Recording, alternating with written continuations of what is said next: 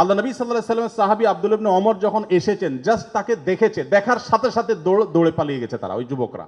কারণ জানেন যে নবী সাল্লাল্লাহু আলাইহি ওয়াসাল্লামের সাহাবী কোন প্রাণীর প্রতি নির্মমতাকে সহ্য করবেন না, চলে গেছে তারা।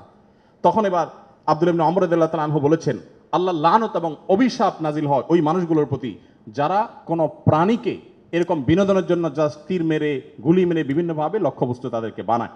নবী করিম সাল্লাল্লাহু আলাইহি ওয়াসাল্লামের জীবনের বহু ঘটনা আছে, আমরা বলে শেষ করতে পারবো না, আমি একেবারে শেষের দিকে চলে আসছি। একবার নবী করিম সাল্লাল্লাহু আলাইহি ওয়াসাল্লাম একটি ওট দেখতে পেলেন, খুব ক্ষীণকায়, জীর্ণশীর্ণ, দুর্বল, এবং তার চোখে পানি। নবী সাল্লাল্লাহু আলাইহি ওয়াসাল্লাম তার শরীরের উপরে খুব আলতো করে হাত বুলিয়ে দিলেন।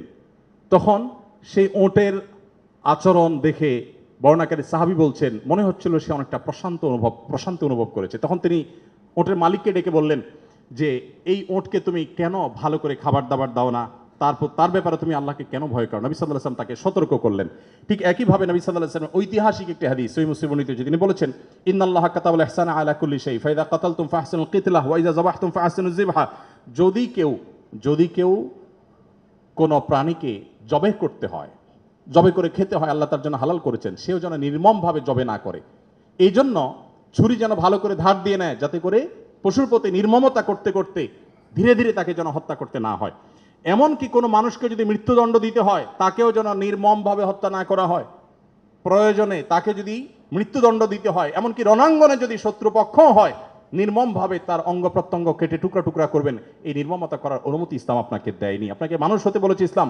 নবী সাল্লাল্লাহু আলাইহি ওয়াসাল্লাম এক ব্যক্তিকে দেখলেন যে তিনি তার কোন একটা পশু জবাই করার জন্য শুইয়ে তারপরে সেই পশু ছুরি ধার দিচ্ছেন। একদিক থেকে শুয়েছেন, হয়তো পাও দিয়ে পাড়া দিয়ে ধরে রেখেছেন, আর অপর দিক থেকে হাত দিয়ে তিনি ছুরি ধার দিচ্ছিলেন। নবী সাল্লাল্লাহু আলাইহি ওয়াসাল্লাম বলেছেন যে আতুরিদু আন তুমিতাহা মাউতা, তুমি কি চাও এই প্রাণীটাকে কয়েকবার হত্যা করতে? কেন তুমি আগে ছুরি ধার দিয়ে আনো নাই? নবী করিম সাল্লাল্লাহু আলাইহি ওয়াসাল্লাম একটি গাধার পাশ দিয়ে যাচ্ছিলেন, দেখতে পেলেন যে গাধাটার উপরে কেউ ছেক দিয়েছে, কোন লোহাটো হাতে দাগ দিয়ে ছেক দিয়েছে, ক্ষতবিক্ষত হয়েছে। নবী সাল্লাল্লাহু আলাইহি ওয়াসাল্লাম বলেছেন, লাআনাল্লাহুল্লাযী ওয়াসামা, যে ব্যক্তি গাধাটাকে ছেক দিয়েছে, আল্লাহর লানত, আল্লাহর রহমত থেকে সে বঞ্চিত হয়ে অভিশাপ তার উপরে নাজিল হবে।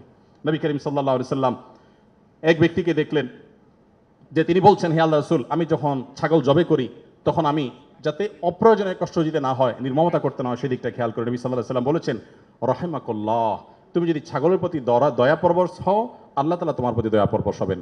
ভাইরা আমার, এমনকি তৃণলতা গাছপালা এগুলো প্রয়োজন ছাড়া যদি কেউ কাটে, নবী সাল্লাল্লাহু আলাইহি ওয়াসাল্লাম বলেছেন ওই ব্যক্তির মাথায় আল্লাহ তাআলা জাহান্নামের আগুন নিক্ষেপ করেন। প্রয়োজন ছাড়া যদি বৃক্ষ নিধন করে কেউ, আমি তো সারাদিন সারারাত বলি, হয়তো নবী সাল্লাল্লাহু আলাইহি ওয়াসাল্লাম দুর্বলদের অধিকার আদায়ের জন্য কি করেছেন, শুধু কথা বলেননি, কি করেছেন সেগুলো বলে হয়তো শেষ করা যাবে না। আমাদের সময় অনেক আগেই শেষ হয়ে গেছে। আমি শুধুমাত্র শেষের দিকে আসছি এবং বলতে চাই, আজকে যে জায়গায় আমি দাঁড়িয়ে কথা বলছি, এই বিশ্ববিদ্যালয় সহ বহু বিশ্ববিদ্যালয়, বিশেষ করে পাবলিক বিশ্ববিদ্যালয়গুলো, যেগুলো মেধাবীদের, দেশের সবচেয়ে বড় ভালো মেধাবীদের সবচেয়ে বড় বিচরণ ক্ষেত্র, এই জায়গা থেকে আমাদের আনন্দের অনেক ইতিহাস যেমন রচিত হয়েছে, দুই একটি দুঃখের এবং বেদনার ঘটনাও এখানে ঘটতো। তার মধ্যে থেকে একটি হলো র্যাগিংয়ের ঘটনা।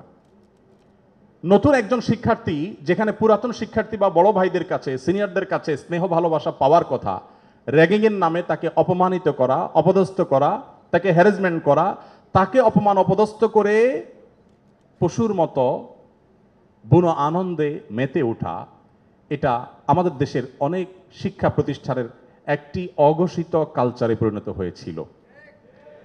আমরা আশা করব এই পশুত্ব, এই নির্মমতা, এটা আমাদের দেশে আর কোনো শিক্ষা প্রতিষ্ঠানে কোনোদিন ফিরে আসবে না। আমরা সবাই যদি দায়িত্বশীল হই, আমরা সবাই যদি মানুষ হই, ভালো মুসলমান হতে হলে ভালো মানুষ আমাদেরকে হতে হবে। আমরা যদি ভালো মানুষ হই, তাহলে আমাদের দ্বারা এরকম ঘটনা কখনো ঘটতে পারে না। একজন মানুষের কষ্ট কারোর আনন্দের কারণ হতে পারে না। নবী করিম সাল্লাল্লাহু আলাইহি ওয়াসাল্লাম বলেছেন, যে ব্যক্তি কোনো ছোটদের প্রতি স্নেহ করে না, ভালোবাসে না, সে আমার উম্মত না। ছোট এবং জুনিয়রদের প্রতি যদি স্নেহ মমতা না থাকে, ভালোবাসা না থাকে, সে আর যা হোক নবী করিম সাল্লাল্লাহু আলাইহি ওয়াসাল্লামের উম্মত হিসাবে পরিচিতি পাবে না। অতএব র্যাগিংয়ের এই অপসংস্কৃতিকে ঝেঁটিয়ে শিক্ষা প্রতিষ্ঠানগুলো থেকে বিদায় করতে হবে।